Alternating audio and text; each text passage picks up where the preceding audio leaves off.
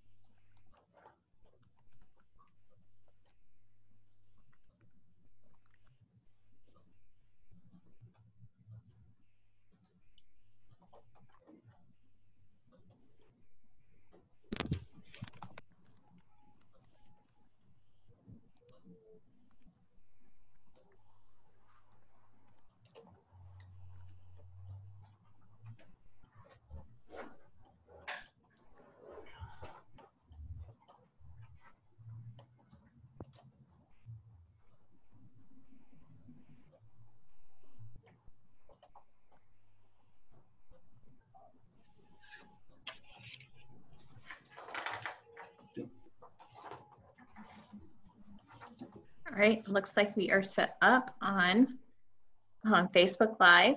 We are now recording as well.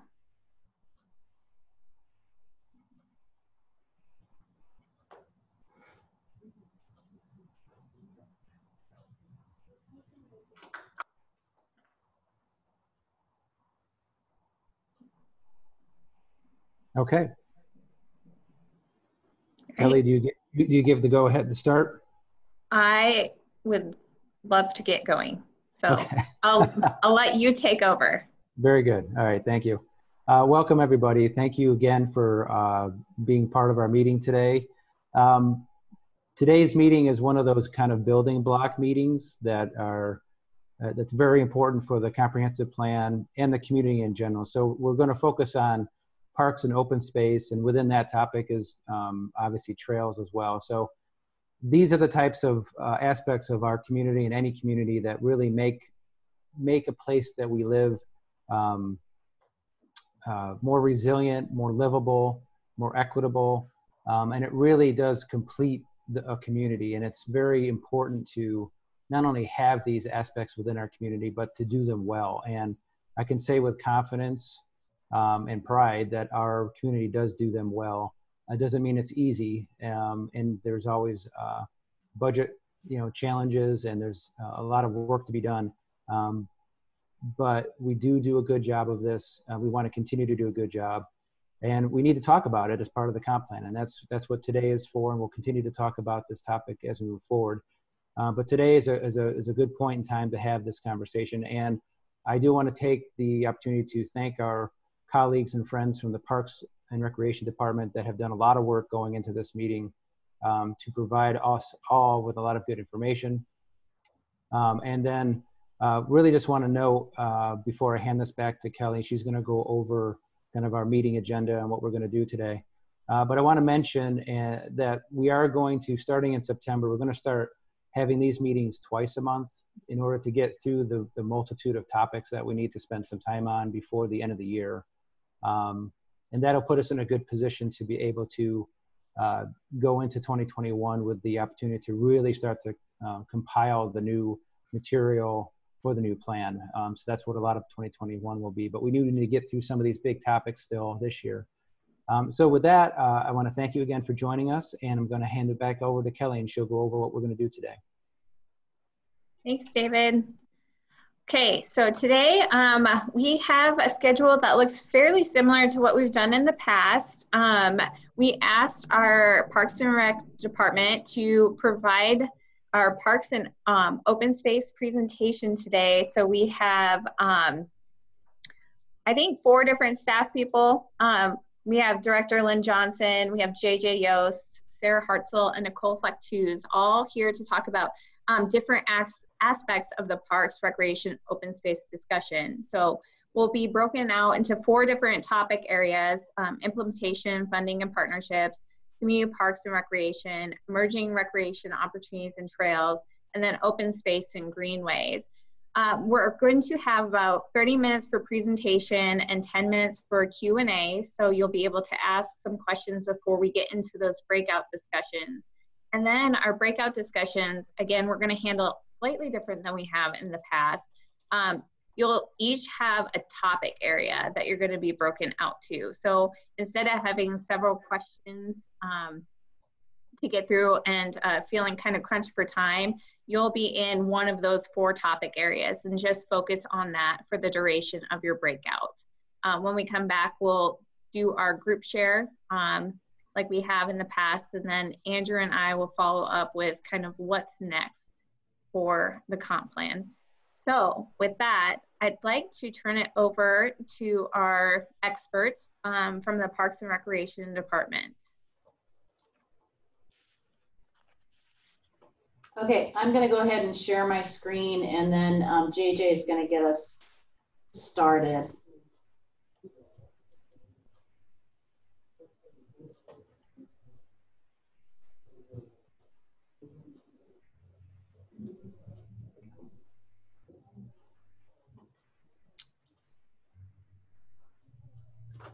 All right, well, good afternoon. JJ Yost. I'm the Planning and Facilities Manager for the Parks and Recreation Department. I'm going to get us started today talking about Parks, Recreation, and Open Space. There's actually 5 of us here, 4 of us from the department and 1 of us from the Parks Foundation. So we've got myself that will talk about Parks and Recreation facilities. Sarah's then going to talk about trails and emerging recreational opportunities. Nicole Flectus is going to talk about open space and greenways, and then Lynn Johnson and Maggie Stuckey from the Parks Foundation, the executive director for the Parks Foundation, will talk about some implementation strategies. So I'm going to start off with regional parks. Well, let me just say that we generally categorize the parks that we have here in Lincoln into 3 categories that we call regional parks, and regional parks, community parks, and neighborhood parks.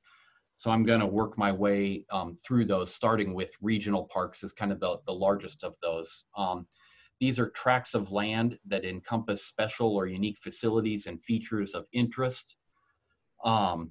They provide opportunities for day use activities such as community gathering space and festivals, hiking, perhaps fishing or boating, and certainly environmental interpretation and appreciation. We currently have 4 regional parks consisting of Antelope Park, Holmes Lake Park, Pioneers Park, and Union Plaza. These regional parks generally attract people from outside the immediate area, so they don't necessarily have a defined service area. Currently, our level of service, or LOS, is about 2.8 acres per 1,000 residents. We have not tried to set a level of service standard with the L Plan 2040, since the size of these parks very much depends on the feature or facility that they surround. I mentioned that we have 4 regional parks. Those range from the very urban setting of Union Plaza to the vast open space of Pioneers Park. We have 2 undeveloped regional park sites today, those being the site in South Haymarket Park, the future home of what the working name we refer to as South Haymarket Park, which will be a high amenity urban park that will serve the surrounding downtown residential development and also serve as a destination. We also have Stevens Creek Park out at about 98th and Adams. This is going to be a future community or regional park depending on the potential acquisition of additional property land, additional land immediately east of the current parcel that is Stevens Creek Park. I might note that on the screen here, you also see the master plan that has been developed, the conceptual master plan at this point for South Haymarket Park. Moving on to community parks, these are about 30 to 50 acres in size typically. We try to have them very accessible from arterial streets and also our trail system. Typically, they'll include play fields and play courts for organized or programmed sports. They include a playground. The playground will normally have accessible fall surfacing associated with the entire playground. They also include day use facilities such as picnic shelters and restrooms, walking paths, and we also try to provide off-street parking. Some of the other features that a community park may include swimming pools or recreation centers, passive recreational space that may include meadows, prairies, forests, and wetlands, or perhaps other natural features. And community parks do serve as a neighborhood park for that immediate surrounding neighborhood as well.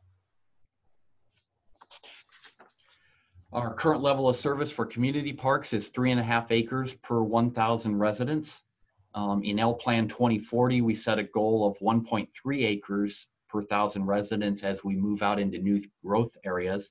That would result in a net of 2.4 acres per 1,000 residents. Generally, we consider the service area radius to be about 2 miles surrounding a community park. And historically, funding has come through the quality of life bond issue and capital improvement program for the acquisition and development of these community parks. Today, we have 2 undeveloped community park sites, those being Jensen Park at about 84th and Yankee Hill Road, and Bison Park out just east of Pioneers Park, so in the Southwest District. For neighborhood parks, these are smaller parks, generally 4 to 6 acres in size, that we try to centrally locate within each square mile of residential development. The program for a neighborhood park includes playground equipment, open space for informal games and activities, play courts with a single basketball goal, shaded seating and walking paths. We also try to incorporate pollinator gardens or prairie in the park areas. Where possible, we've been trying to co-locate these neighborhood parks with elementary schools. Our current level of service for neighborhood parks is 1.5 acres per 1,000 residents. With the L Plan 2040 goal, we set the level of service at essentially 1 acre per 1,000 residents in new growth areas. That would net a 1.3 acre per 1,000 residents for both existing and new growth areas. The service area associated with the neighborhood park we generally consider to be about a half mile or perhaps more importantly, a 10-minute walk into the park. And today, funding for the acquisition and development of neighborhood parks comes from the collection of impact fees that are paid by home builders at the time they take out their construction or home building permit. We'd like to consider for discussion that 2 level of service size standards for the future of neighborhood parks. We're thinking that 4 acres for a standalone park provides open recreation or play field space along with the other standard program items. But when we're co-locating those neighborhood parks with schools, we can look at a little smaller footprint of about 2 acres, given the open space associated with the school grounds. What we've found over time is that neighborhood park size has generally been decreasing, in particular over what I would say is about the last 20 years or so. We've seen the average size of our neighborhood parks go from about 6 to 8 acres down to somewhere in the 2 to 4 acre range. That's primarily driven by funding, the collection of impact fees that go for the purchase of land. Those impact fees have been held constant while the cost of land has gone up, and thus we've seen our park size get smaller in time. Dog runs, we currently have a dog run established in each quadrant of the city. So we have 4 of these that vary in size from a small size of 3 acres up to the 18-acre facility we have out at Holmes Lake, Rickman's Run. These are separated, or we have separated fenced areas at each of these dog runs for both large dogs and small dogs. In 2016, we developed a dog use facilities master plan that also identified the addition of a downtown or Haymarket dog park. And so the master plan that was shown a bit earlier for the future South Haymarket Park does include approximately a 1 acre off-leash area for dog park.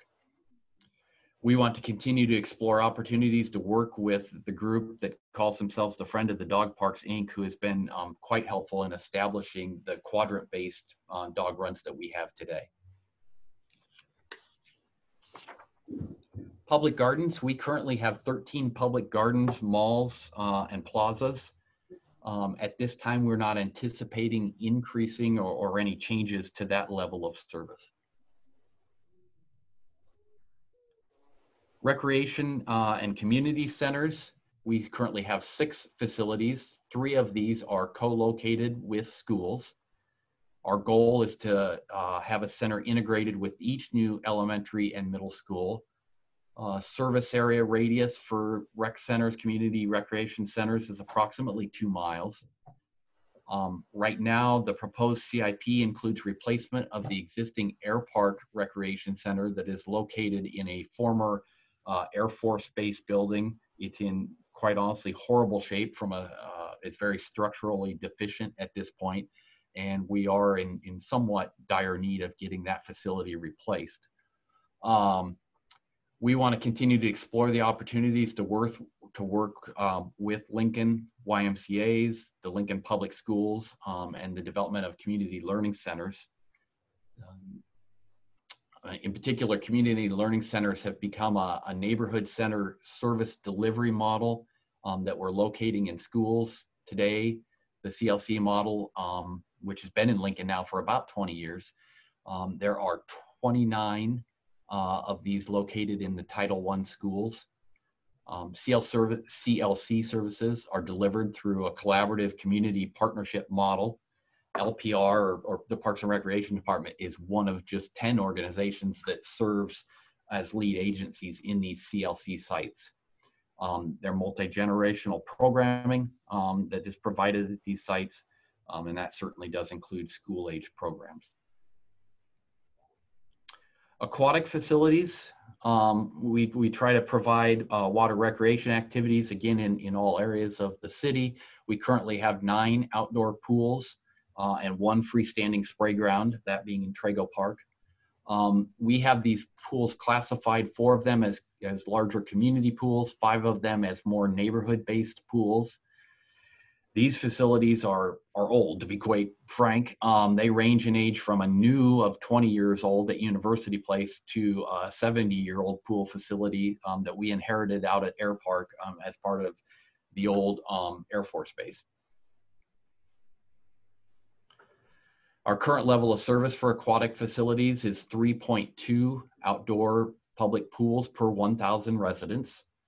In L Plan 2040, goals were identified as no new additional neighborhood pools, consider a new aquatic facility to serve quadrant areas of the community, the 4 quadrants of the city.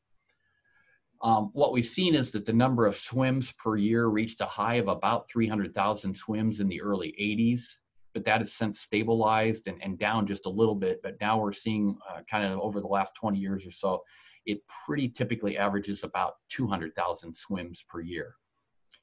I wanted to note that Star City Shores, with its multi-amenity water opportunities, it typically recovers a 100% of its operating costs. But if you look at our pools overall, over all 9 facilities, our cost recovery for pools is about 60%. So there's obviously an expense here, but as you'll see on this next slide, as we look at considering things for the future, a public-private partnership with organizations such as the Lincoln YMCA certainly seems to make sense. We'd like to explore the opportunity to promote the development of an indoor aquatic center that might include a competition facility. And we think we ought to consider developing spray grounds or splash pads on more of a quadrant base. So perhaps as we develop community parks in each of the 4 quadrants of the city, we include a spray ground or a splash pad in each of those facilities. And consider developing a new multi-amenity aquatic facility, essentially a newer and greater Star City Shores, perhaps in Stevens Creek Park. Golf, municipal golf, we currently have 5 municipal golf courses, one of those being the junior course, and our level of service is a course per quadrant, plus our youth facility. And we're not anticipating any changes in that level of service going forward. I think that's my last slide. It is, and I'm going to hand it off to Sarah to talk about commuter and recreational trails. All right, thank you, JJ. I'm Sarah Hartzell. I'm a park planner with the Parks and Recreation Department, and I spend most of my time working on trails and greenways and open spaces.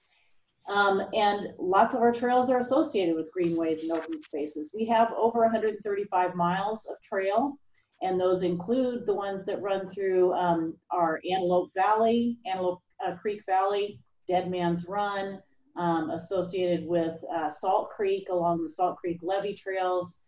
So lots of them that run along waterways, but we also do side paths, which are often built with a roadway project. So if you want to think about the Old Cheney Trail or the 70th Street, 84th Street, Superior Street, those are some of the trails that we're, with the new bike plan, we chose to call those side paths because they run alongside a roadway.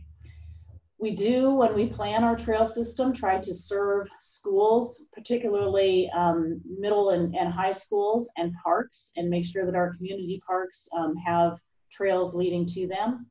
And we also work a lot with developers as neighborhoods are constructed or existing neighborhoods where we've seen a kind of a cattle path develop over time where people want to have access to the trails and trying to get access paved for those trails.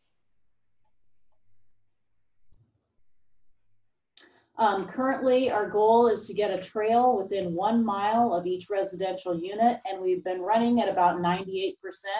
I had a meeting earlier today about the LRTP, the Long Range Transportation Plan, and we talked a little bit about how we do really well on getting those trails close to residential units, but we do have gaps. So there are places where we've got a mile of trail that doesn't connect to trail on either end. So thinking about focusing on closing those gaps, getting those connections made, perhaps in some instances using on-street bike facilities to make those connections. And we'll definitely be talking more about trails as we go through the transportation piece. But trails are very much a part of the Parks and Recreation program. The other thing I wanted to talk to you about today is emerging recreational activities. And by that, we just mean the next best thing coming down the road. You can see a couple different activities here that we've seen become more popular over the last few years. We're seeing a lot of adventure sports. You've got some drones there. The picture down here in the lower left is actually an existing facility that was just installed at Woods Park by the American Association of Retired Persons, and it's a outdoor exercise facility and it's been getting quite a bit of use. So often we have interest groups that come to us who have been searching for a place to recreate and want to work with the Parks Department to provide a more formal facility for that activity. Some of the ones that we currently have in place that were initiated basically by those users are disc golf. We have a south and a north facility, one at Tierra, one at Roper Park. We have skate parks. Ours look a little bit different from this, what I always think of as a swimming pool style that's in the photo there. Well, we have those in Peter Pan and Tierra Park. We have pickleball. That was a group that came to us about 5 years ago to raise money for pickleball courts. We have 10 dedicated courts in Peterson Park, and then it's in another 6 parks in the system. And by multi-use, I mean we have tennis courts that are painted so that they can be used for pickleball or for tennis. foot golf, which basically is just what it sounds like, playing golf with a soccer ball in an enlarged hole. We have a foot golf facility at the Agra Junior Golf Course. And then RC airplanes, remote control airplanes, very popular sport. Mahoney Park and Pioneers Park have designated areas for remote control airplanes. Other activities that we haven't been able to serve yet fully, but that we've had a lot of interest in. A bike park is often brought up with single track and mountain biking tracks. Something where the riders could move a little bit faster and have open use of that rather than sharing it with other users. Could also include jumps and pump tracks, being similar to what our BMX park has out by the city tow lot. Botanical garden and conservatory, this I believe is in the comp plan right now. There's been some discussion with different interest groups to get something similar to what they have in Omaha and Lauritzen Gardens. And we've identified a future location for that at Van Dorn Park. Other adventure sports like you might see out at Mahoney State Park, zip lines, climbing facilities, adventure runs, that sort of thing are often brought up. Mini pitch soccer is kind of a small soccer court. Excuse me, there we go. A small soccer court that can be set up on an existing paved facility. It has kind of walls around it, and you can play off of those walls. It's picking up popularity. Bocce ball is another sport that we've looked at placing in one of our parks. Kayaking, we have quite a few people that kayak already, but there's no real water trail facility for kayaking. Launch facilities are few and far between, so that's another one that we see a lot of interest in. And I'm going to turn it over to Nicole Fleck-Tews to go through the open space and greenways.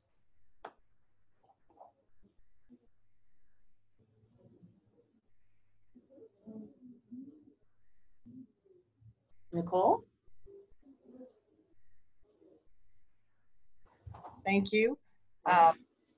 I'm Nicole Fleck-Tews. I work on special projects for Parks and Recreation. That includes our greenways and conservation areas, among some other projects, and that'll be the focus of what I run through with you today. Our environmental resources, greenways, and open space are really captured within a couple of different chapters within the current 2040 plan. Both the environmental resources chapter and the Parks, Recreation, and Open Space chapter as well. The Parks chapter has a section on open space and greenways, linkages, and on urban forest. When we look at the real details, though, of the environmental resources, they're included in their own chapter today. One of the major features that's included today is something called the Green Print Challenge, which you may have already reviewed for yourself. This was really developed probably 2 major plan updates ago, but continues to be a very valuable resource for both environmental analysis within Lincoln and Lancaster County, but also for use as a planning tool in terms of the types of environmental resources are out there.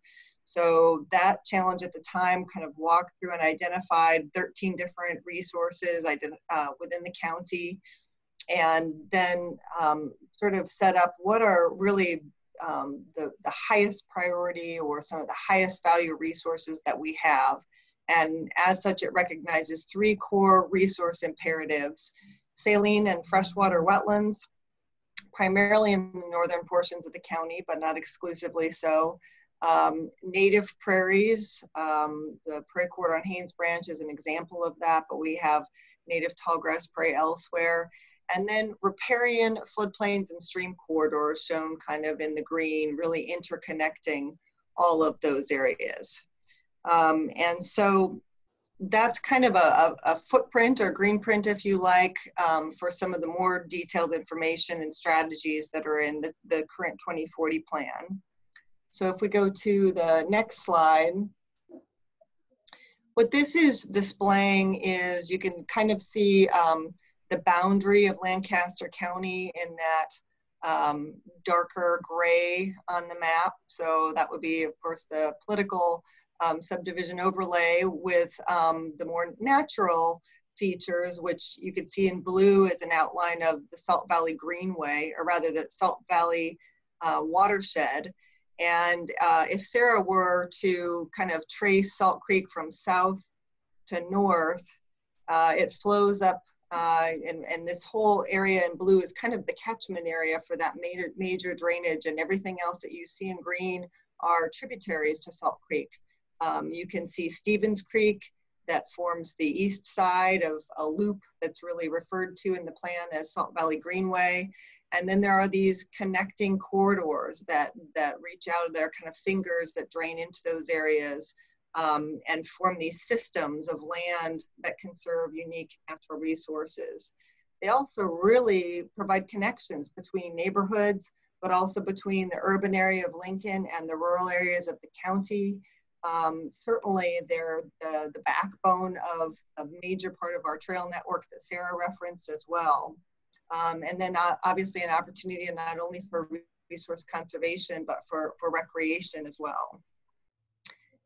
If we go to the next map, then we, one of the things we've tried to do is to try to quantify sort of where we're at in terms of looking at the conservation of these areas and try to define them in a little bit greater detail. And so this is a map that we generated to report on kind of where we were at with the protection of some of these areas. Particularly, this map was put together for looking at the resiliency that we had built in with respect to conservation of open space.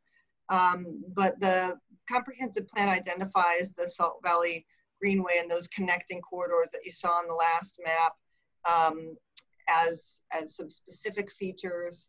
And then they are further defined in the text of the plan beyond just the map. What this is showing you is we've got some areas highlighted thanks to Sarah. So Crescent Green and Wilderness Park is really at the core of the community and one of the early plans that was developed. The City County Comprehensive Plan then describes in quite a lot of detail these connecting corridors out to the state lakes. These would be watershed management areas and state recreation areas that were developed primarily for flood control, but now have a lot of habitat conservation and recreation offerings. And then we have some really special places like the eastern Nebraska saline wetlands along Little Salt Creek and Rock Creek in the northern parts of the county.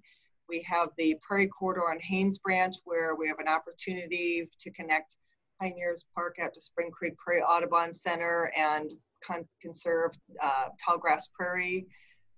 There are other conservation areas and connecting corridors. Stevens Creek Park and Burns Park is another.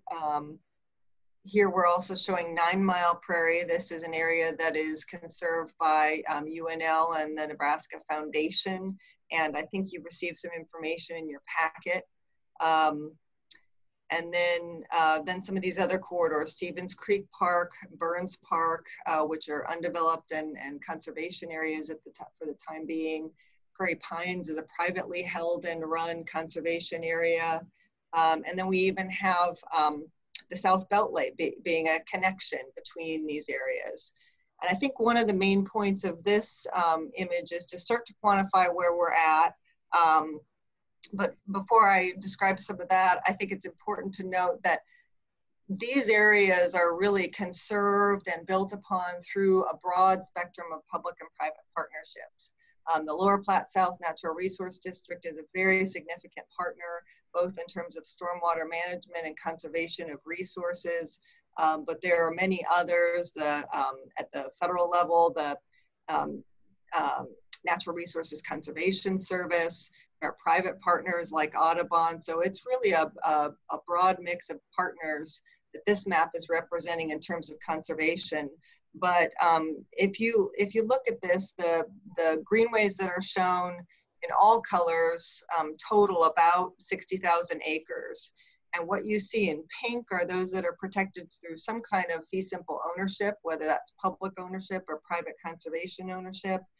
And then in blue is showing those areas that are protected through conservation easements, primarily permanent easements, but not exclusively so. So presently the pink and the blue, which is the areas that are conserved, represent about 27 out of those 60,000 acres. And that represents about 45% of this area conserved. So again, these are just really important in terms of this green framework and interconnected areas of natural resources along drainage ways. They provide floodplain protection, so there's some very practical protection for the community. Obviously, in terms of environmental resiliency, which is a significant theme for this plan in our community, and carbon sequestration, those resources all have a role to play there. And then if we want to move on to the last slide, the urban forest, certainly while the native landscape is tall grass prairie, trees definitely contribute to the quality of life and the character of our community. They also provide environmental and public health benefits and support neighborhoods and economic vitality.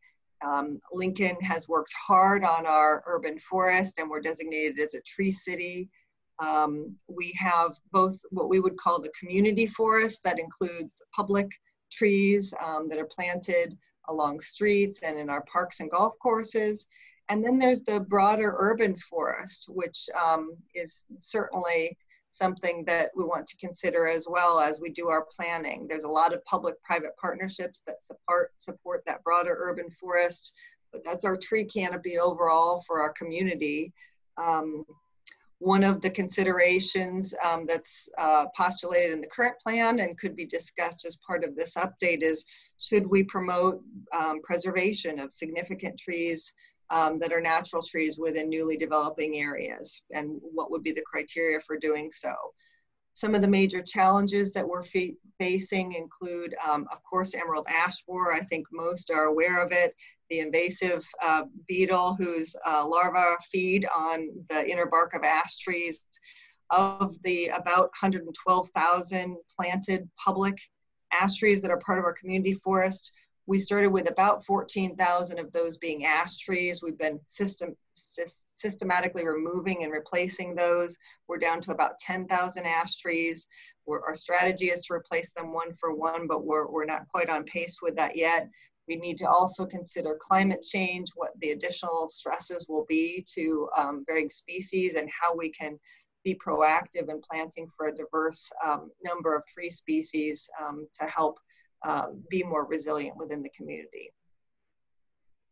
And with that, I will turn it over to Lynn and to Maggie for our planning process.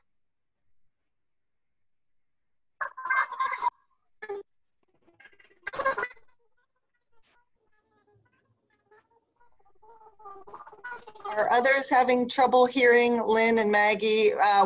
Lynn, we're getting the helium effect again. So we might need you to log in again.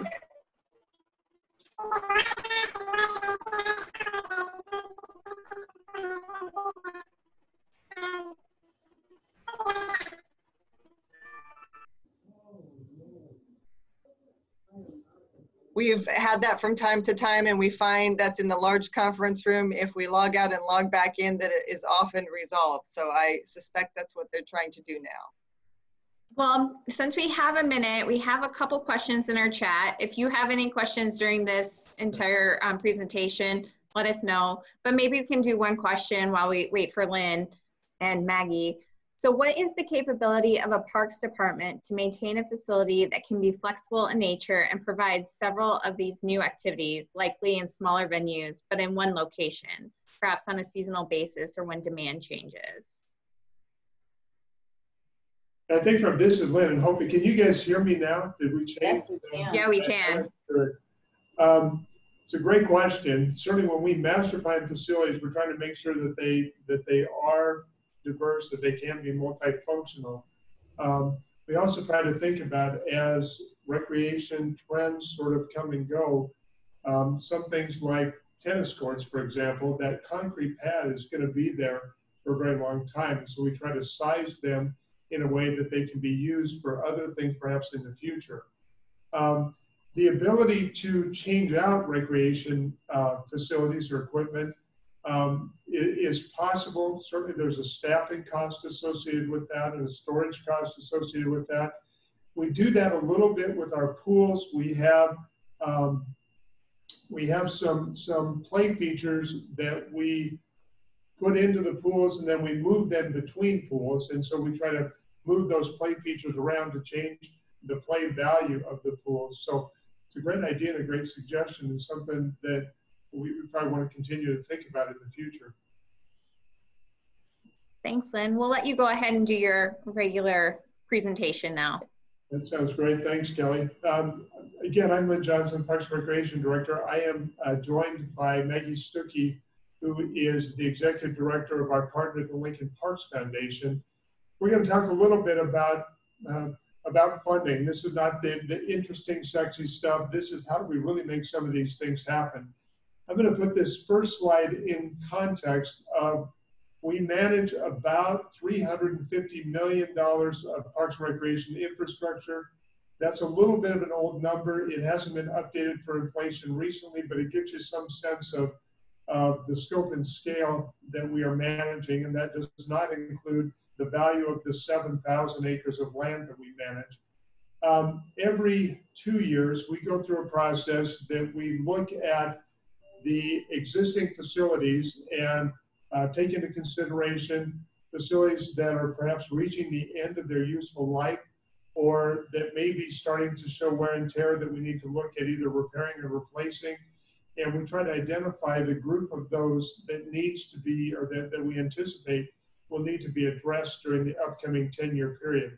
In this slide, we call that group maintain. This is the repair and replacement of existing facilities.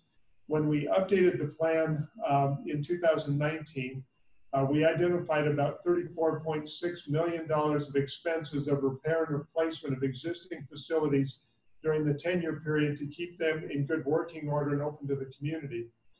Second category that we look at on this slide is called grow, and what that is development of new neighborhood parks and trails as Lincoln continues to grow.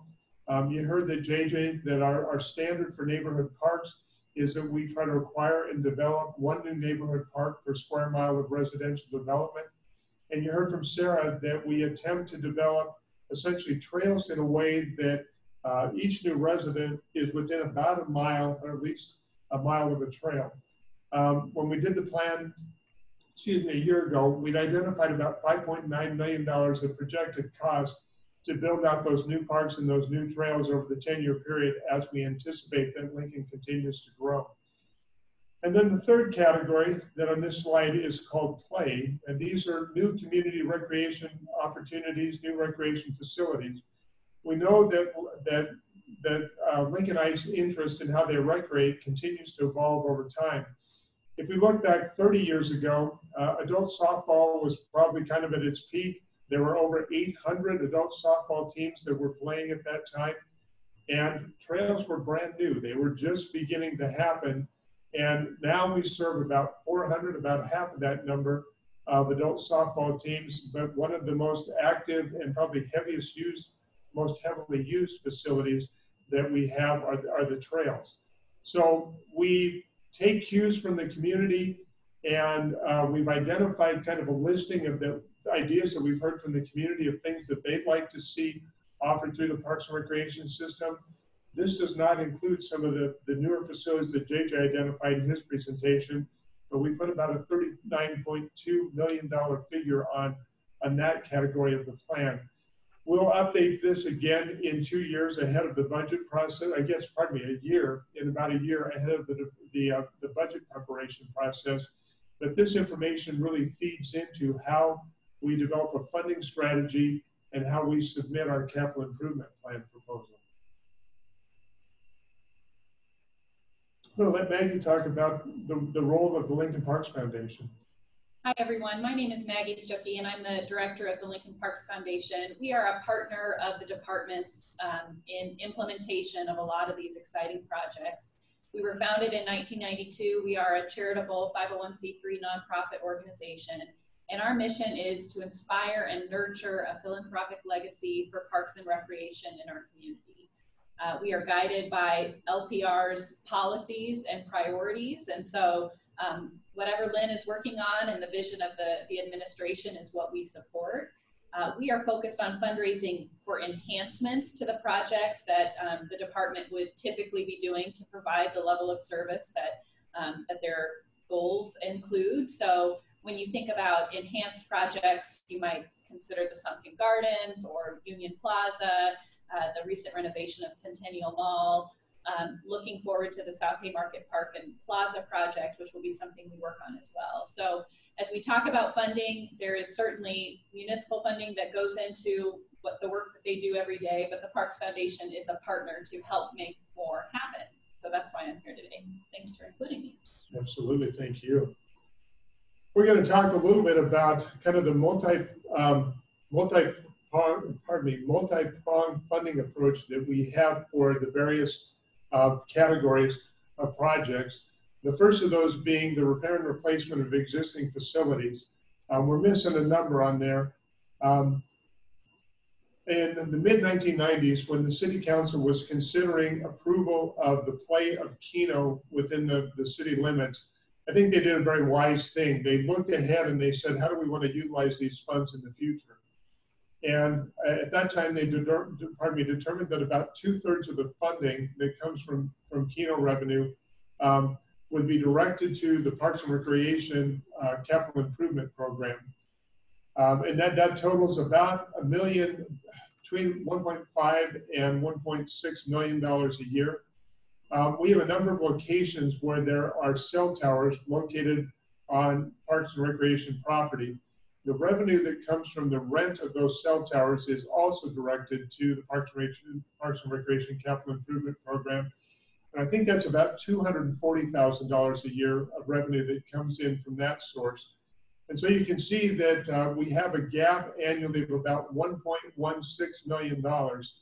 And annually, or biannually through the budget preparation process, typically a portion of that gap gets funded with general tax revenue, but there's always a little bit typically of a gap left over that becomes really, in this case, deferred maintenance over time. And so we continue to defer repair and replacement over time instead of having the ability to sometimes make those repairs in a timely basis when they might cost less, to be perfectly honest. So we'll talk a little bit about this during the breakout session, but we want to kind of initiate some of the thinking about this. That gap, that $1.16 million gap, how do we cover that? A tool that the City of Omaha uses that actually is somewhat similar to what Lincoln Public Schools does is that a number of years ago, they went to the community and they got approval for a quality of life bond issue. And then subsequently, every 10 years, they work with the community, they develop a plan for the next phase of improvements. They go back to the community and they ask for approval to essentially renew that quality of life bond issue. So they establish the sale of the property tax levy with the first bond, but then as they renew it, they're essentially asking to just keep that bond in place and fund the next group of projects. We've talked about that here in Lincoln. We have not implemented yet, but it's certainly a strategy. A number of years ago, the state legislature gave cities a new tool called local option sales tax, where the city can go to the community with a proposal for improvements and ask for either a 1/4 cent or a 1/2 cent of sales tax that can then be used to make those improvements. Most recently, that was used to build the new public safety facilities, the new police substation and fire stations. That could be an option for funding some of the gap with repair and replacement. And occasionally, it depends on the facility, there can be some targeted fundraising that can help some of that, or fund some of that gap as well. Development of new neighborhood parks and trails, as you heard JJ say, a portion of the cost of acquiring new neighborhood parks, developing new neighborhood parks, and developing new trails is funded with impact fees. that are collected at the time that a building permit is issued on a new house. We are generating, or we're projecting to generate, I'm trying to do the math here because it should be showing up on the screen, but we're generating about $260,000 of revenue annually to help support that the acquisition and development of new neighborhood parks, and then a portion of the cost of developing new trails. But we have a gap annually of about $275,000. That gap really is because at the time that the impact fee system was developed, the projection was that impact fees would cover about 90% of the cost of acquiring and developing new neighborhood parks. Now we're at about 50% of that. We're generating about 50% of that cost. So we've got to figure out a strategy of how do we fund that gap. And that's what the next slide is about. Again, we could potentially use quality of life bond issue funding to help fill some of that gap. Local option sales tax might be an opportunity as well. Occasionally we sell parkland. Thank you, Maggie. And when parkland is sold, the proceeds from that go into what's called the Advanced Land Acquisition Fund. And those funds can be used then to acquire additional parkland. And so on occasion, there is advanced land acquisition funding available that can be used for that purpose.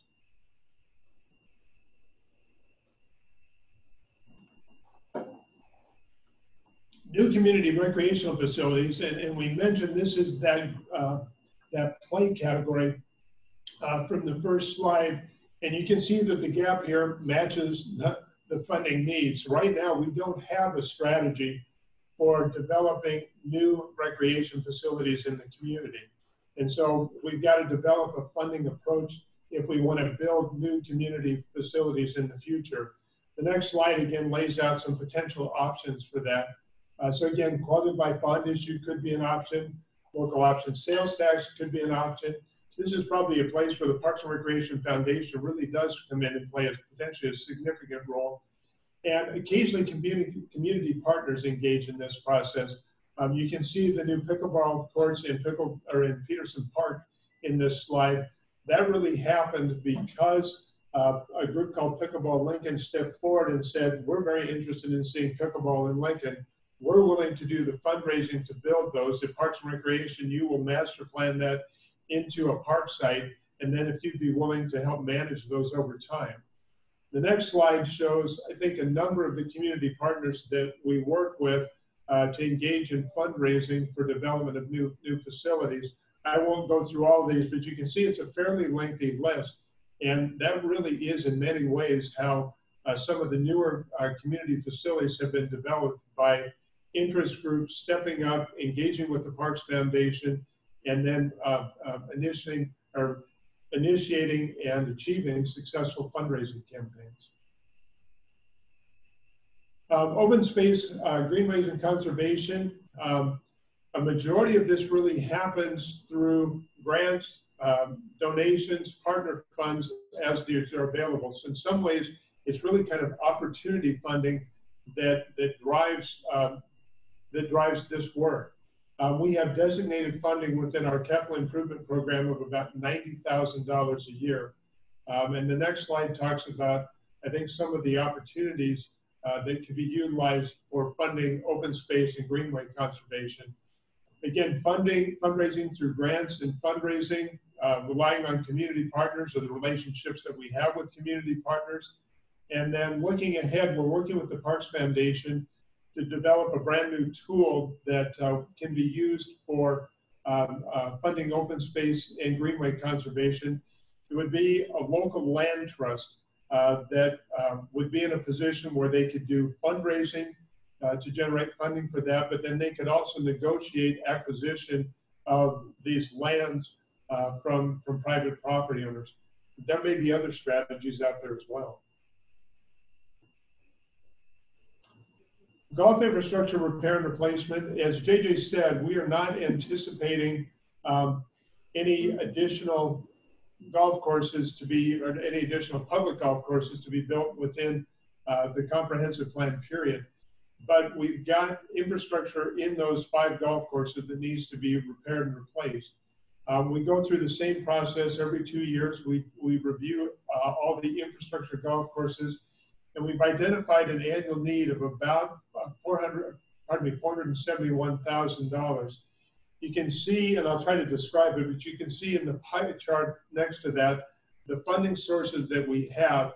The white pie, or the white slice of that pie, is the funding gap. There are 2 surcharges in place that golfers pay when they purchase a greens fee.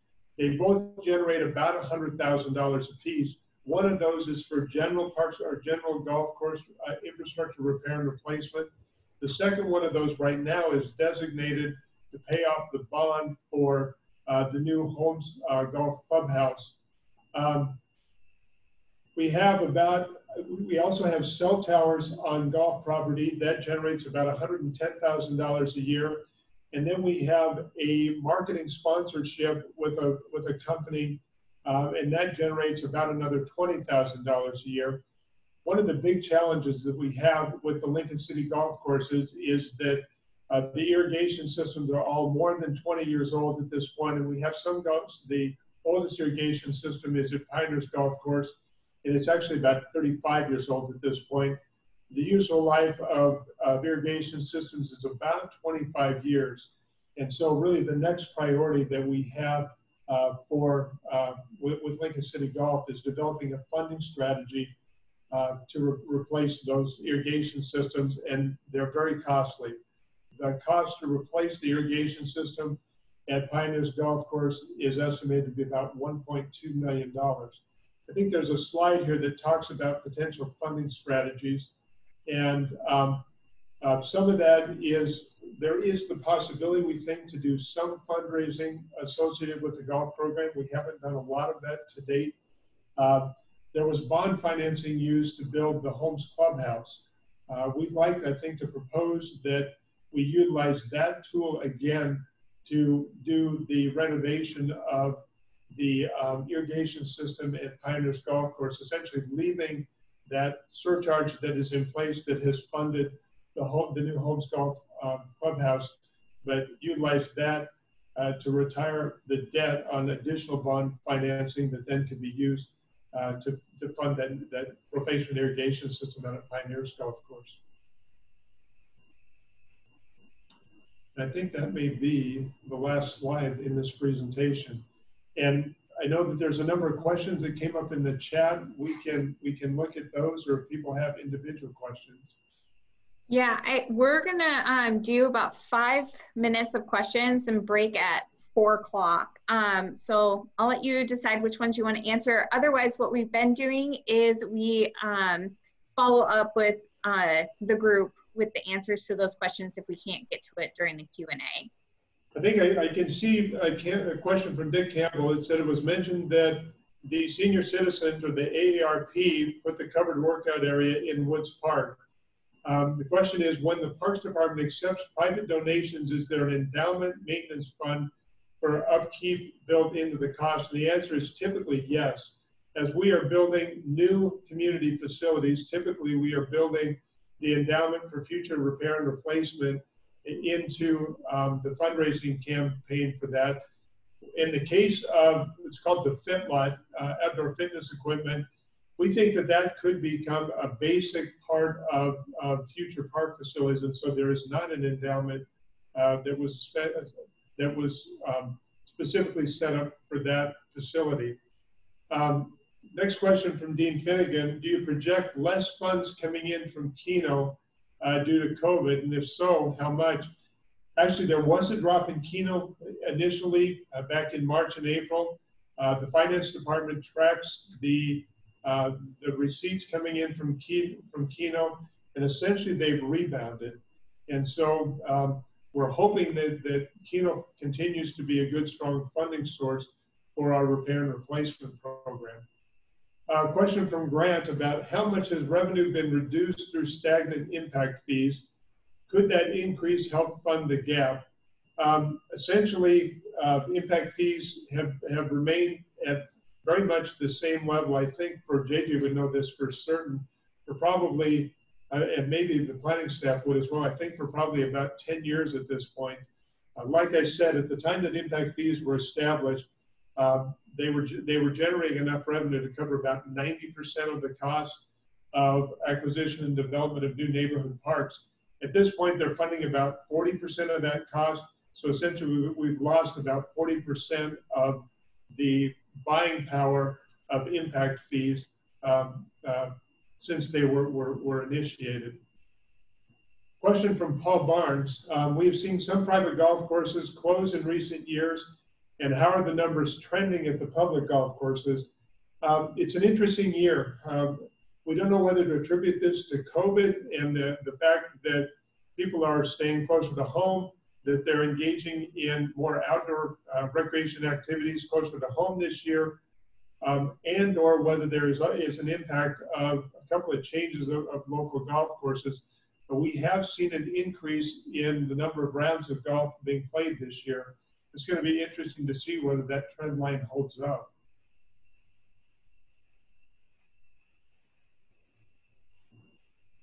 I think we had one other question before Dick's. You mentioned the South Beltway. How do green corridors and bioconnectivity of our green space relate to this project? You know, when the Green Print Challenge was developed, I should let Nicole talk about this.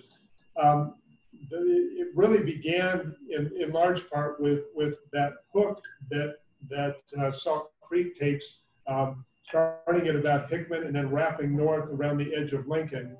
Stevens Creek obviously wraps around the east side of Lincoln, but those two drainage basins don't connect. And so the South Beltway corridor really provided an opportunity to make a southern connection, or a connection across the southern portion of Lincoln and Lancaster County, between the east and the west side of that Greenway loop. All right.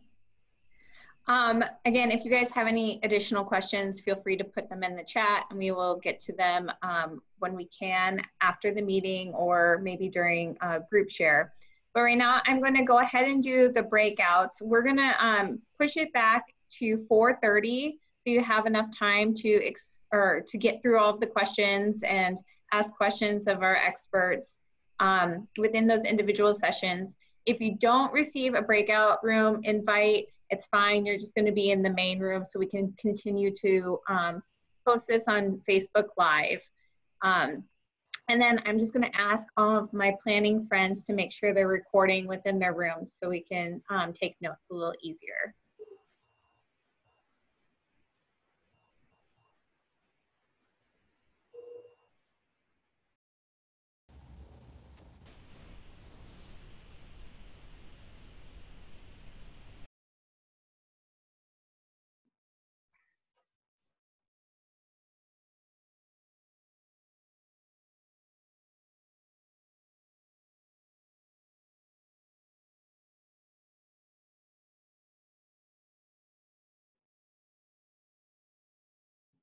All right, we should be fairly good to go at this point.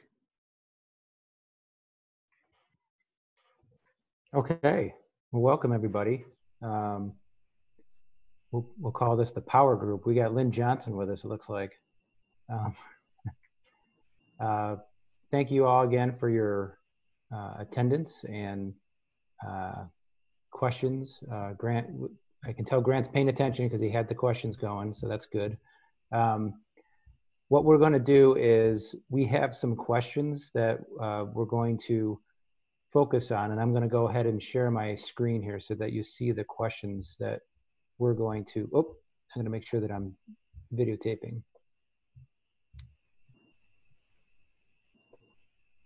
Okay, now we're recording.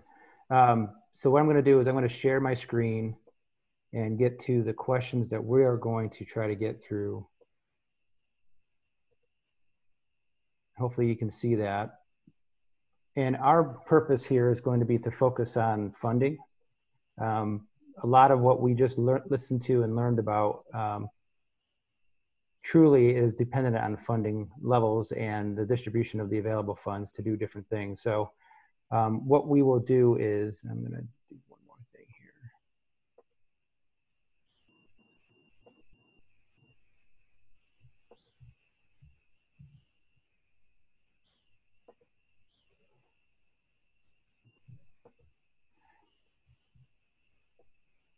So what we're going to do here is the first question is, the theme is funding parks and recreation infrastructure and facilities. So part of what we just looked at is that we saw that there's a gap in the funding for repair and replacement of existing parks and facilities. Basic question here is, should the comprehensive plan propose a series of quality of life bond issues or local option sales tax initiatives as a funding strategy to address the gap? And then are there other ideas? And then you'll see these other questions really kind of build off of that for the different areas of focus that the Parks and Recreation Department has to work on. And so a little bit of background here is that, there was a quality of life bond issue issued several years ago. I believe it was back in 2004, I think it was. And it was fairly small, but it did do some good as far as getting projects done and in a quick manner. But we haven't returned to that, and we haven't been able to kind of get back to that level of community discussion about how we add funding strength to the parks and open space programs. But as was mentioned in our presentations, we have the recent history for both public safety and now for streets to use the quarter-cent sales tax that is available to us, but actually technically up to a half-a-cent sales tax, to do some of these types of funding efforts. So we have some options, we have some possibilities. We haven't quite taken that step to really put this forward to the community for either a vote or to really have that serious discussion about adding funding capabilities to the parks and open space efforts. So with that, I'm going to open it up to members of our group here to kind of see what your thoughts are on that. And I will be taking notes.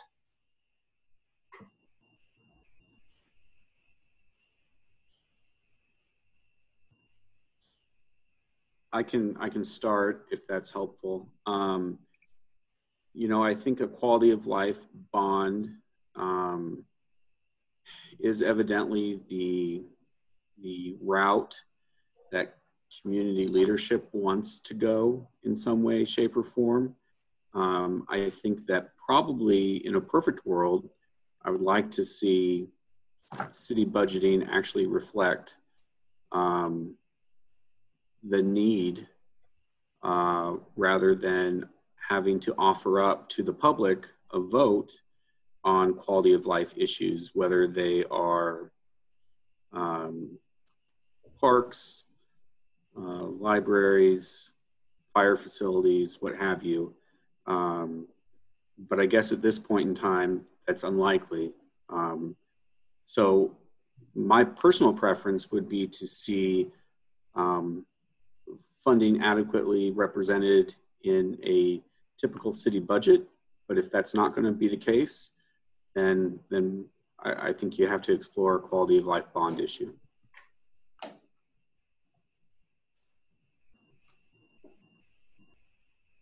Any other thoughts or comments? This is Silas in Hickman.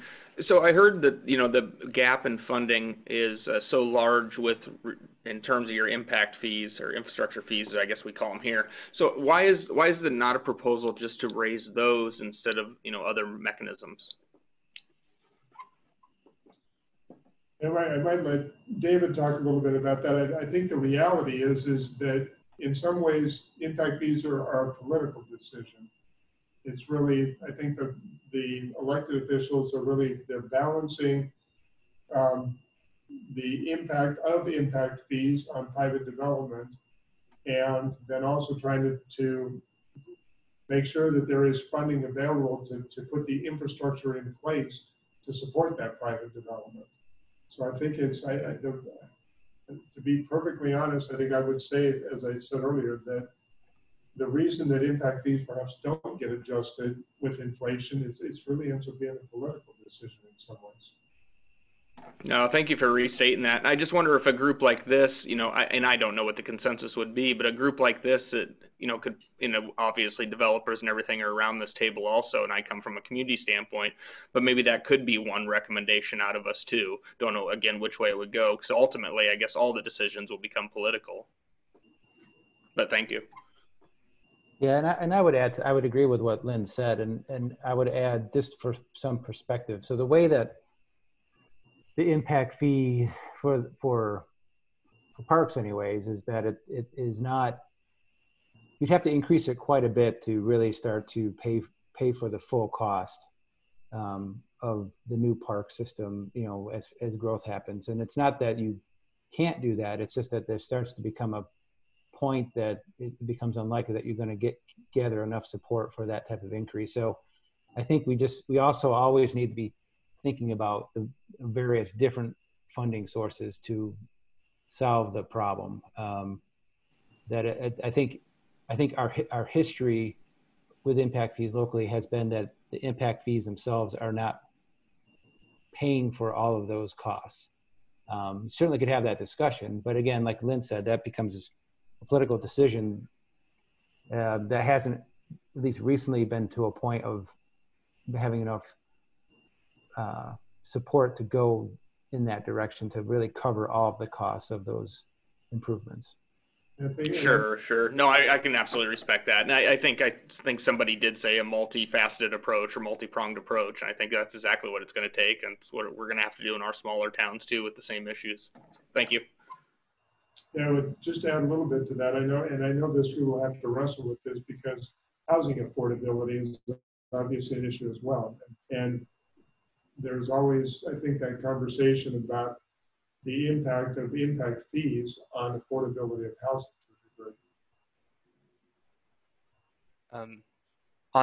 So we've said there's been about a 40% reduction, or it's gone from paying close to 80% to about 40% of the budget for those new neighborhood park facilities. Correct me if I'm wrong about that, Lynn. About 90% to about 50%, yeah. Oh, okay. Yeah, okay, so there's the 40% reduction. I think though it's political, like as has been said, all of these decisions are political. The question is who pays. So with the sales tax, it's everyone during their sales. During a quality of life bond, it's everyone through that. And so I think those are important things to keep in mind. But I think it's also important to keep in mind that if that isn't indexed soon, that's going to continue to just decline year after year after year. So that's one thing to keep in mind. It's, especially with these new neighborhood parks, these costs are coming through new development and expansion of the city at the periphery areas. So I think there's some equity of who should be paying for that, and for the existing city to take on the burden through sales tax and quality of life bonds, I think is a little bit of that too. So, but that's I know the charge that the impact fee conversation has. So, but I'm curious, outside of those two options, like, is there, and I think a quality of life bond is good in getting, it's a very clear cut, this is the amount of the bond, this is what the community's paying for. So there's some advantages to that. I think sales tax is always kind of politically popular because it kind of essentially flies under the radar. It's, we all pay a little bit more on our sales, a couple pennies, and though it's a regressive tax, it kind of goes through the radar through that. But I'm wondering, is there, and property taxes are even more of a hot button than the impact fees, but I'm wondering, are there other tax mechanisms in other communities that have been used to pay outside of the property sales? Are there any new mechanisms that I'm not aware of that should be talked about on the table? It's a good question. There's a model out there that some communities use that isn't being used here in Lincoln, where the Parks and Recreation Department is essentially a separate taxing entity. And some communities have chosen to separate off their Parks and Recreation Department as a separate taxing entity. I think Parksville doesn't have to compete with some of the other priorities of city government. I don't know that I would propose that here, but places like Minneapolis, Seattle, they have a separate Parks and Recreation district. There's Kansas City is that way as well. We have we have a pretty strong position that we should be looking at what other communities do for these types of things. So I think that that's an area that certainly the work can be done as part of the comp plan to make sure that we do have a good understanding of, and we would apply this to pretty much any program that would be discussed in the comp plan. So parks and open space is a big one, obviously. But to be able to bring forward that information and perhaps that does open the door to some other options, I think that's a good point that should be made.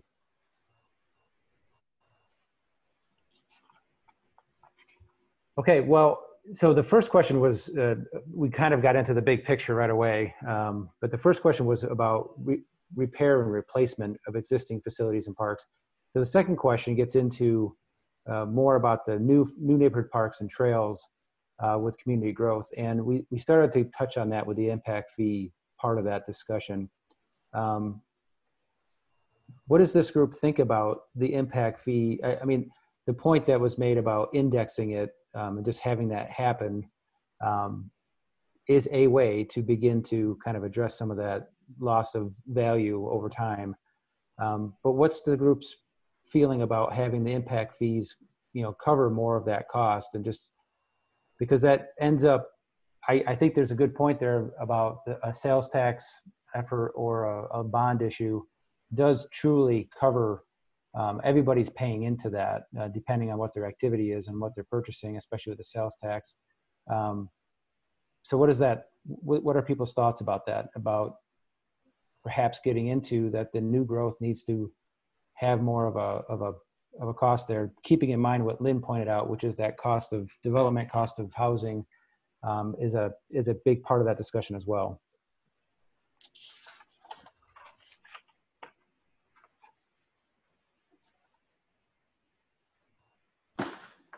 Hey, David, or Lynn, could you remind me how much of the impact fee that's paid, say, on a single family residential house goes to Parks and Rec? Do you know, ballpark? I think the amount is, I can't tell you what the entire package is between roads, water, and right. Parks and trails. The park and trail impact fee, if I remember, is about $350 on a single family residence. Okay. And so I'm seeing on our impact fee schedule about it's yeah, single family detached 356 per unit and the parks, and then the arterial impact fees being about $2,000. And then wastewater has to do with the water meter size, but that could be about, for most residences, I think we're seeing around a $2,000 to $3,000 impact fee per unit. So Lynn, what would I think a useful number would be, what would the impact fee need to be to cover your costs of the new development? I think we probably need to be, I'm doing simple math here, but I think we need to be probably in about that $600 to $700 range. So pretty much double what it is today. I mean, yeah. Okay. There's a tool that is available in the city charter, and there's a tool that has also been approved. It's the same tool, but it's been approved by a state statute of park improvement districts. And to my knowledge, the city of Lincoln has not done that. Other communities do that from time to time. They essentially identify an improvement, and then they identify a benefit area, and the property owners within that benefit area are charged an additional charge on their annual property tax to pay for that improvement. We haven't used that tool here. I think in some ways it's been kind of an equity thing, trying to make sure that that we have sort of a basic standard for particularly neighborhood parks and trails across the community, and that we don't create inequity by either charging some residents for that access to those type of facilities, or by having different levels of those types of facilities based on some neighborhoods' willingness and ability to pay and some neighborhoods' inability to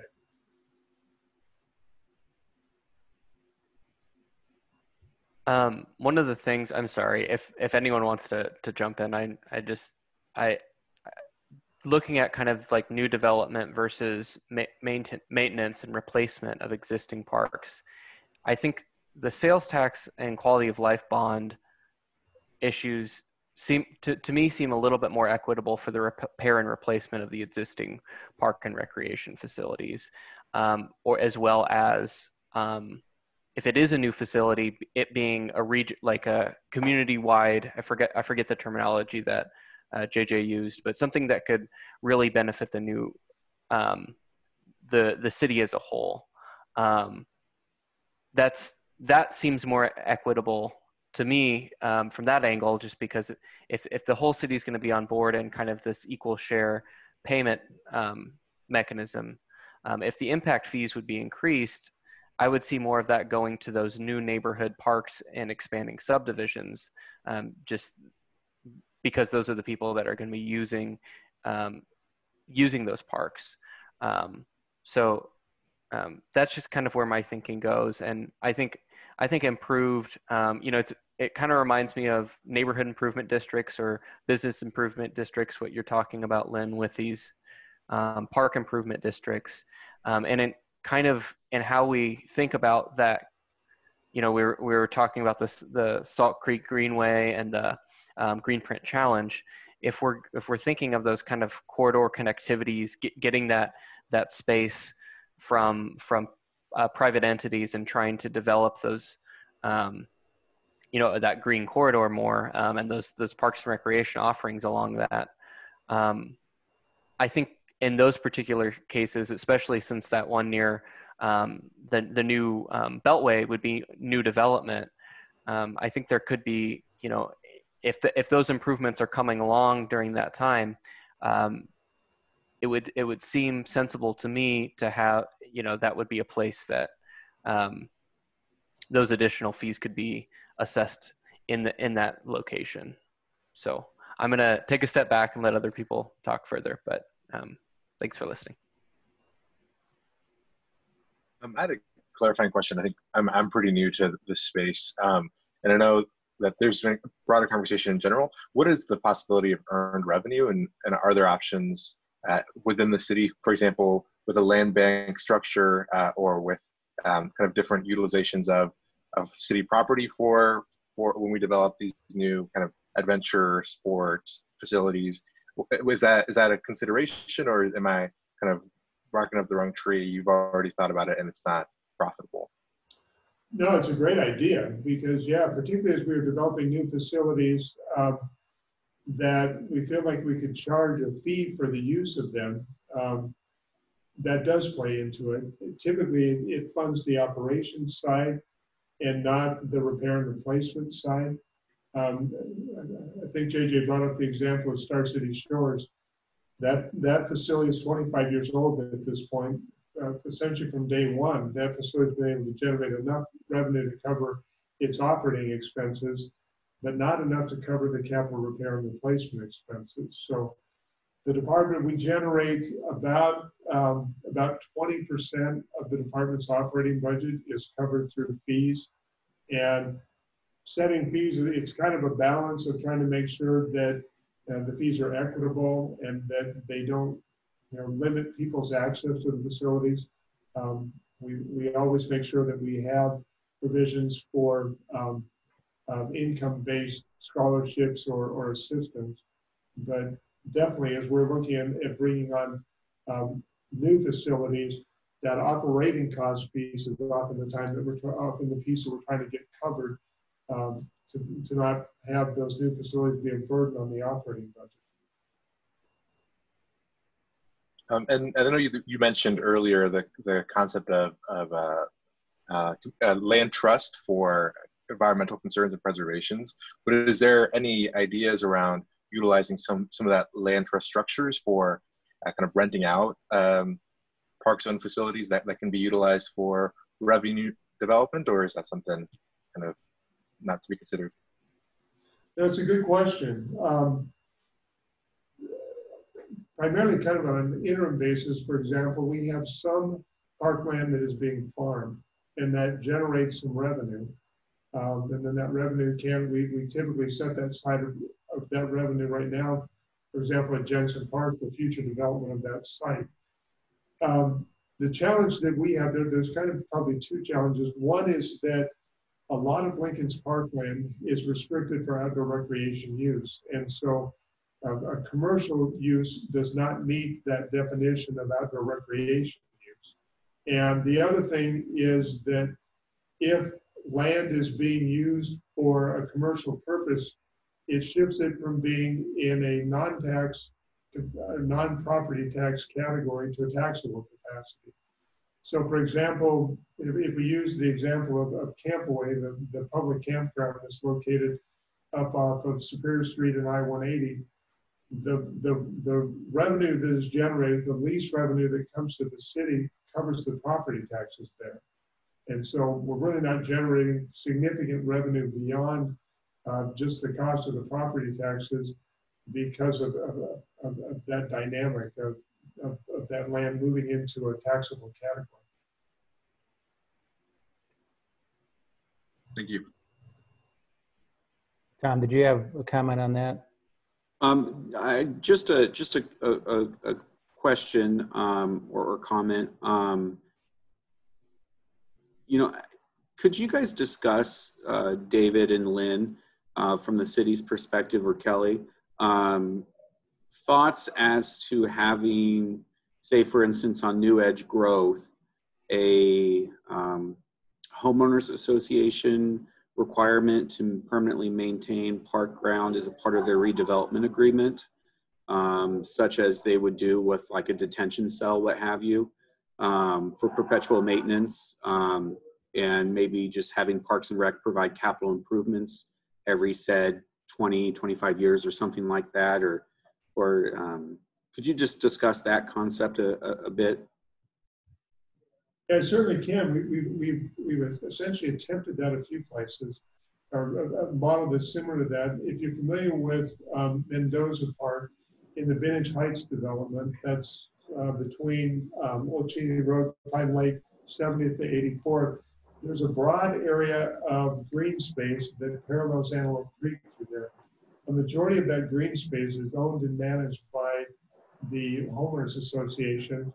Within that green space, there's about an acre of parkland that is carved out. If you stand there, you wouldn't know which is parkland, which is HOA. And the park improvements are actually on that acre of land. And it's really for probably a couple of reasons. One, there's liability that goes with having outdoor recreation facilities on the land. Typically, it's probably more than the average homeowners association wants to take on. Particularly with playgrounds, they need to be inspected on, it depends on how much use they get, but Lee and Lincoln, neighborhood parks are inspected on at least a weekly basis, and then repairs are made to those. So there is that ongoing maintenance piece of that. But we have used that model in a few places, and we tried to continue to think about that as land is being set aside because it may not be suitable for development, does it make sense to carve a piece out of that land that is then used for and managed by Parks and Recreation, and allow the homeowners association to manage the rest of it around that? I know I'll speak for myself as a developer, that's a model that I'd much rather see take place on a more extensive basis throughout the city of Lincoln. You know, even more so than a higher impact fee, simply because if we can guarantee that perpetual maintenance, much like we as a city rely upon the perpetual maintenance of a detention cell, for example, that being carried by an HOA, I wonder if that doesn't actually solve some longer term concerns as well as shorter term concerns, and perhaps there's even a carrot that that a developer could get, whether it's an additional density bonus or an additional what have you, with a park donation land and this type of setup of perpetual maintenance, so on and so forth. Just a thought. No, I like that. I mean, thank you very much for sharing that. I like that's a type of topic that I think we can and should pursue a little bit, as far as making sure that we're thinking about different ways to do this that also address some of those systemic challenges that the Parks Department has, which is that ongoing maintenance and replacement. You know, that is one of the bugaboos that they have to deal with. I know we're actually running out of time, so that flew by.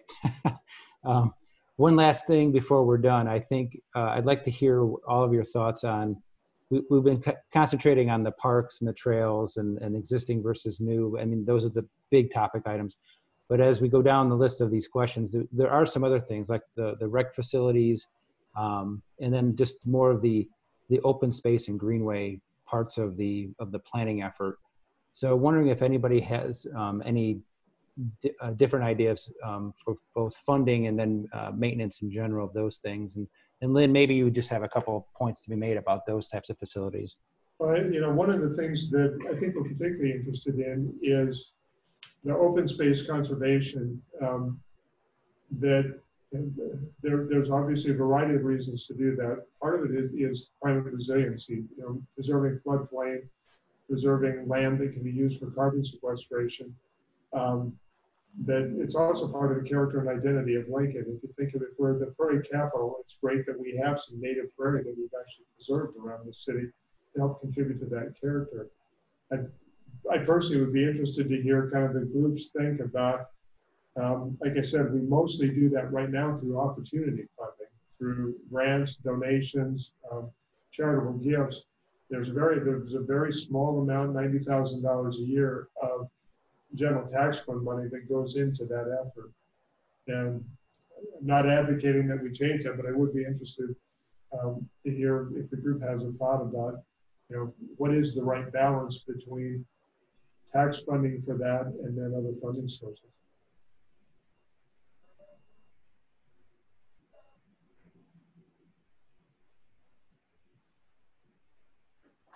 I think, sorry, I don't think this is going to answer your question fully, but I would love, as a person that hasn't been involved in those fundraising efforts for stuff like pickleball, just to learn a little bit more about how other groups have developed that process. I know that Maggie and Lynn, you work really hard to partner with residents that are interested in these kind of advocacy spaces, and kind of being able to share that message with people that have similar ideas in these new kind of recreational spaces would be really cool, because I think there is a desire from the community to support these new areas that you want to branch into. But I think kind of creating that pathway and demonstrating how people have done it in the past would help with kind of connecting the dots when it comes to funding sources and interest in supporting those new initiatives. Yeah, I think that's a great point, Jose. And we've attempted to put together kind of a map, a guideline for affiliate groups who come to us with a specific interest. Here is how the process works. Here's how we've seen it be successful. Here are some roadblocks, things to consider before you enter the track, you know, towards your goal. But continuing to get that message out and thinking about it outside of those traditional recreation interest groups, and using that sort of experience in the open space greenways conversation. That's a great point. I think that would be wonderful. I know a lot of different ecological, both conservation groups and groups in the kind of food and local food space, I think would be interested to learn more about how they could be involved in that conversation, and how, you know, I'm very excited with the identified corridor about how differing types of recreational and conservation and food production uses can be combined in a public parks and rec area. So I think that model would come in handy for those conversations. Okay. Are there resources that you could share with us? Sorry, before we quit, end, Maggie and Lynn, I would love to see that and just kind of have that conversation a little bit further. Yeah, definitely. Absolutely. Thank you. Thanks. Thank you. We have everyone back now, so we're going to do a quick report out, and hopefully wrap that up by 4:50 so we can just let you know what our next steps are. So I'm going to go ahead and ask David to give a brief update about what our group discussed. Okay, go right back to the beginning. So our group was really focused. Can you hear me? Sorry, I can't. Yeah. Okay, I want to make sure I wasn't muted. I was focused on the funding of parks and recreation infrastructure and facilities, which is obviously a very big part of what we have to try to accomplish, both through the comprehensive plan and then the implementation of the comprehensive plan. So we focused or spent some time quite a bit on what the role of a quality of life bond issue or a sales tax initiative for these types of facilities and programs, how that should be applied citywide, and then that compared to kind of how with another funding mechanism that is in place already is the impact fees for parks and open space and trails. And I think our group was kind of making sure that we're being clear about what we're going to use the funding for and what would make the most sense. So one point that was made was that a bond issue that would be applied as far as being funded by the entire city would make sense for the ongoing maintenance and repair of the existing facilities and system that we have, and that the impact fees, as they already are set up, that should be focused in our focus more on the new development, new facilities. So that was just something that we had some good conversation about. There was some discussion about how the impact fees have lost the value of dollars coming in over time because they haven't been increased as much as what the costs have been for the doing the new parks and facilities. And then that's something that should be and needs to be discussed. Good point made about in our group about needing to make sure that we are looking at what other communities are doing to fund these programs and these types of facilities. And that's something that I think that our process here can do that for sure. I thought it was a really interesting point that was made and discussed about how might we change the model that's being done for new growth and edge development to potentially have some of the open space and facilities be maintained and funded by those new neighborhoods through homeowners associations.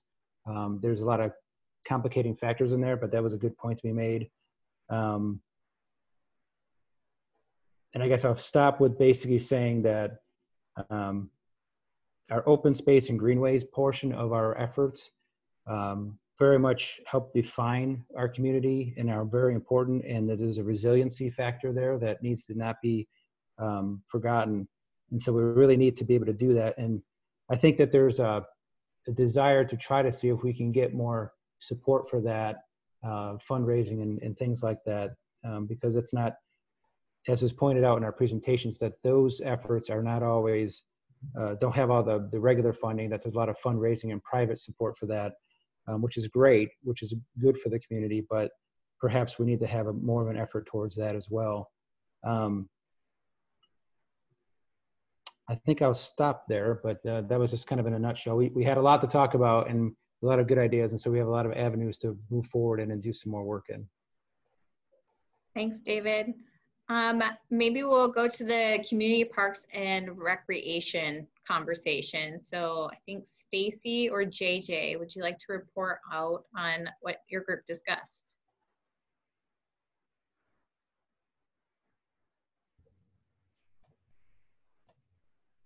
Have to figure out how to unmute.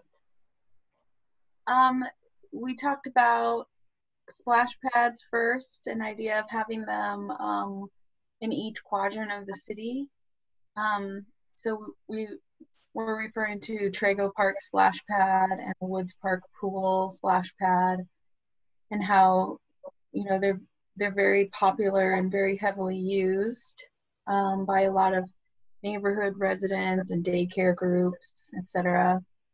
The primary user is really the younger kids. We talked a lot about just the difference between pools and splash pads and the importance of kind of both, and water usage in each and the cost of each. But there are still some things to think about like water supply in 2050, co-locating perhaps with YMCAs. And then we talked a little about the size as compared to the area that it's in, or kind of equity with each quadrant. Then we also talked about a multi-amenity aquatic facility in Northeast Lincoln, perhaps at the Stevens Creek Community Park. Because right now Star City Shores is 25 years old, needs some upgrades, and there's room for expansion there, but we talked a little about how there's a divide between North and South Lincoln, and whether it's just perception or not, but it's more equitable, I suppose, to have one in Northeast Lincoln as well as in South Lincoln. And really there's a lack of parks in that area or amenities in that area. But Mahoney Park is the one that serves that. JJ, did I miss anything? No, I think that's a pretty good thing. As you noted, just in general, there's lots of talk about the kind of the difference in what you're providing in terms of a service or recreational value in comparing pools to spray grounds, and there's both the difference in what those provide and certainly what they cost both to construct and operate. So we spent some time talking about those things. And then we talked about kind of the cost recovery piece of that, and that Star City Shores with its multi-amenities on a good year is able to get very close to that 100% cost recovery. But if you go to the other end of the spectrum with neighborhood pools that are fairly inefficient, ineffective to operate just in terms of mechanical systems and the lifeguarding requirements and all those things, then that's not a very good model in terms of cost recovery. And so kind of which direction we want to go, and people have always loved their experiences with neighborhood pools, but it's probably community-based pools that are the more efficient, effective model going forward. And perhaps spray grounds or splash pads are a subset of that to serve quadrants of the community in lieu of the full pool experience. Thanks, Stacy and JJ. We'll move on to emerging recreation opportunities and trails. So Andrew or Sarah? Well, yeah, I'll just start with a couple things and then I'll let Sarah fill in any gaps.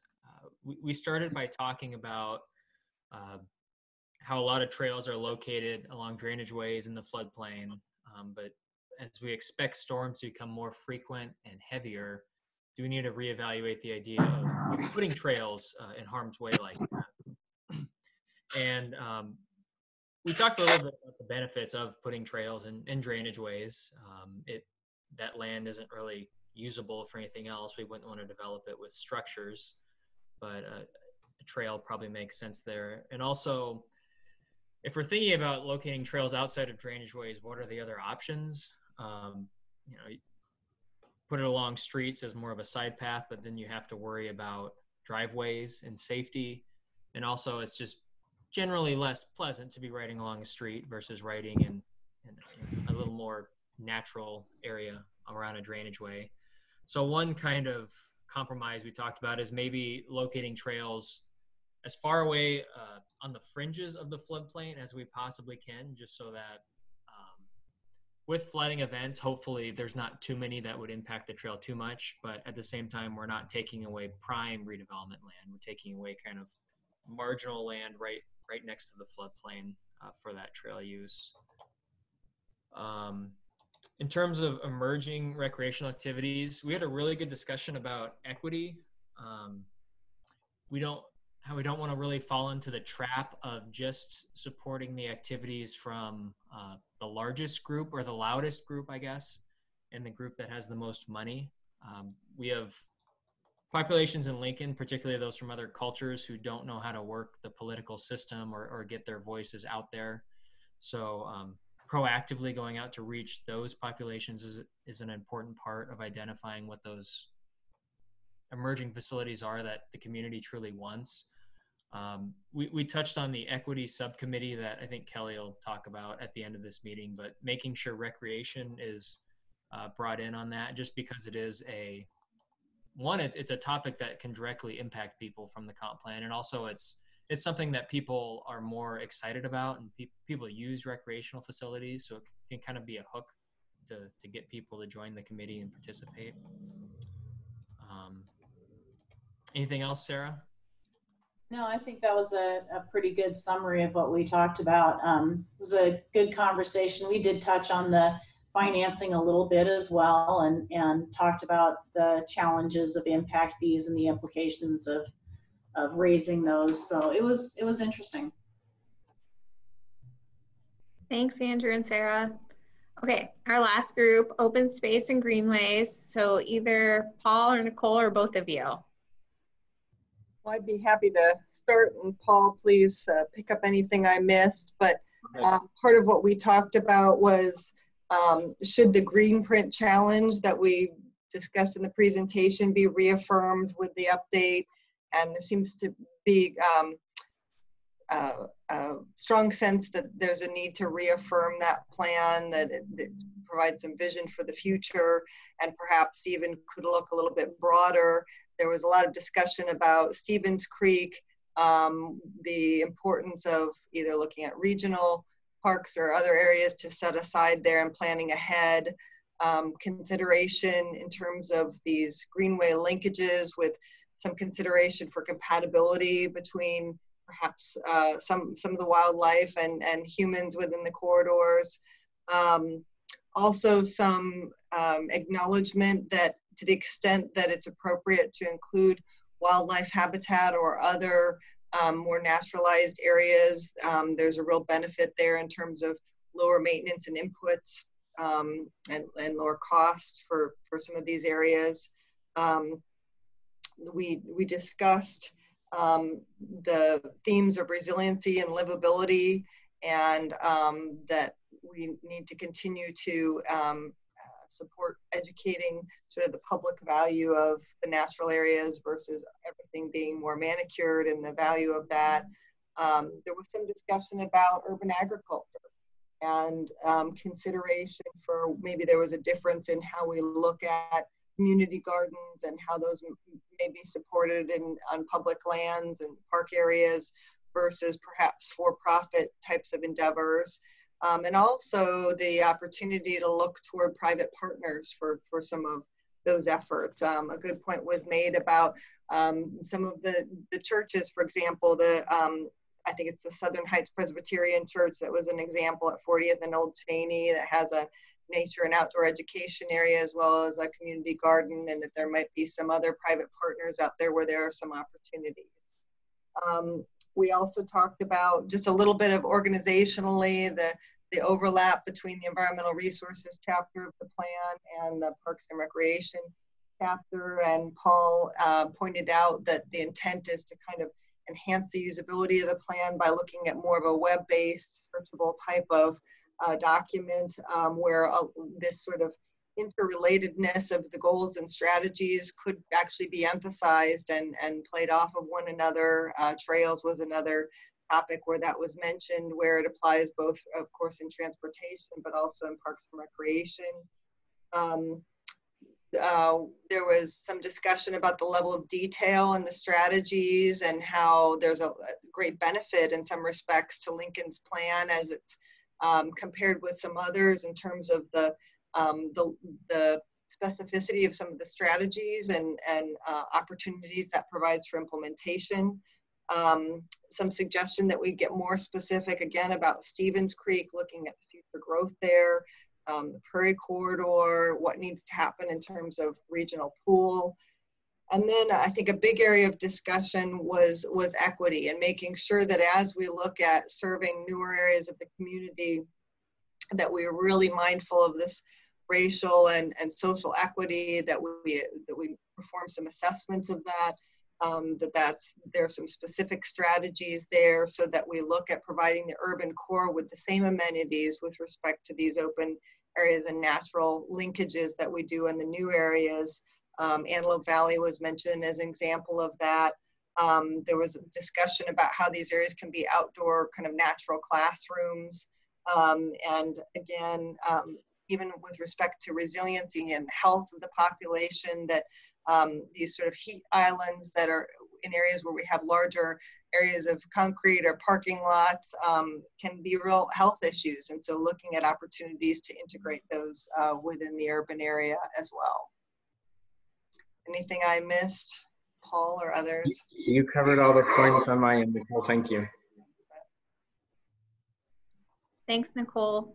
All right, I'm gonna go share my screen and turn it over to Andrew to discuss or start the conversation on what's next. Andrew, you're muted. There we go. I just want to kind of briefly restate what David had mentioned at the beginning of this meeting, is that for a couple months here, we are going to go to 2 meetings a month. We had talked about, oh, sorry, right on cue. We had talked about during peak. I'm going to move the dog real quick. Kelly, do you want to maybe talk about your part for a few minutes, and then I'll jump in after you? Yeah, I'll take over, no problem. Okay, so I wanted to talk a little bit about our outreach. We've met with quite a few people, some on our community committee and have got a lot of really good feedback. So we are doing some social media outreach, which we're gonna try to work into over the next few weeks. We're also looking at, once we get kind of past this virtual meeting phase, looking at targeted surveys that focus more on policy and then reach out to underrepresented groups, kind of their feelings on what our policies state or what future policies could be. We've also talked about engaging on Facebook instead of having a 20 to 30 question survey, that we're asking 1 or 2 questions to get information back. Andrew mentioned briefly, we're working on an equity subcommittee currently. We're currently in the process of developing what that process would be and a timeline for it, but this would be a separate group that we would ask to help us review our policies, all of them, through an equity lens, and gather feedback. So what policies need to change so they're more equitable? Are we missing anything? And then help us with whatever new policies that are driven through this process to make sure that everything's been reviewed through that equity lens. And we're really excited about that work coming up. It will be a lot, and it'll be a lot of what we ask of the people who we invite to our subcommittee, but it's definitely something that we need to do and we would like to do. And then I think the one last thing I wanted to mention is we did send out a link to our virtual meeting and asked if you guys could share that with your organizations and your followers. So I'd like to make one final push for that. If you need any additional languages, please let us know and we can work on getting that taken care of and translated. So I will hand it back over to Andrew.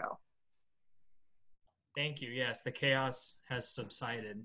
I just want to talk about our upcoming activities real quick.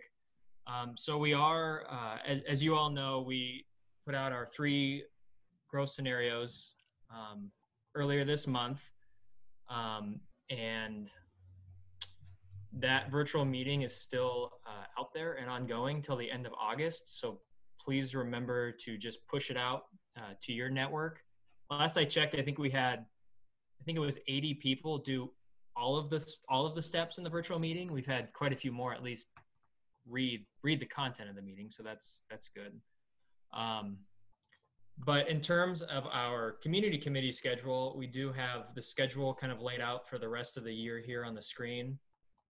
Next month, we're going to talk about our recommended growth scenario. So we have the 3 scenarios out there now. We're going to narrow it down to one recommended one by the end of August. And that's, so in August, we're going to bring the input we've gotten from this virtual meeting, as well as some other staff and department input. We're also doing a pretty neat GIS exercise where we're identifying hotspots for growth based on dozens of different factors. And then we kind of narrow that down to identify where are the absolute best places for residential, for industrial, commercial, et cetera. So we're going to bring that to this meeting as well. And then after that, we're kind of putting growth scenarios to the side. We're really focusing on our goals and strategies after that. September 10th, we're going to talk about infill and redevelopment. September 24th, energy utilities. October 8th, economy. October 29th, placemaking. And then November 12th, we're going to really be focused on the LRTP. And then on December 10th, we'll have at least a draft of most of our goals and strategies written, and we're going to bring them to this group and try to focus on the ones that we think are the most, I don't want to say controversial, but the ones we think need the most discussion. So we're going to do that December, and that will probably then spill into 2021 as well. So that's what's coming up. Please just remember to share the virtual meeting with any groups that you know of that you think would be interested. It's just at planforward2050.com. There's a big image on the main page, so you can just send that main link out. And then we will be doing a bigger push for the virtual meeting over social media as well over the next couple weeks. And that's everything I have. Hey, Andrew, there's a quick question. Are these dates set, and can they put them in their calendars now? Yes, and well, yeah, you can. We will be sending out invites, at least for the next few of these. We can, I guess we could send out calendar invites for the rest of the year for these, make sure everybody has them in their calendar.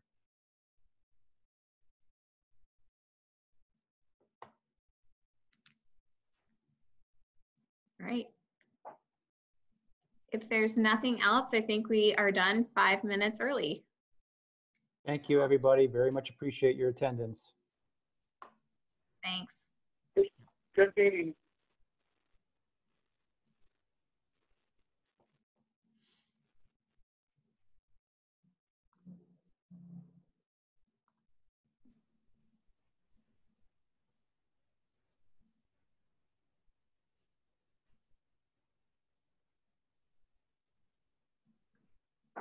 Hey, Andrew, are you still on the call? Hey, I had a question about the growth scenario identified areas. Mm-hmm. Is there any way, and I can put this into the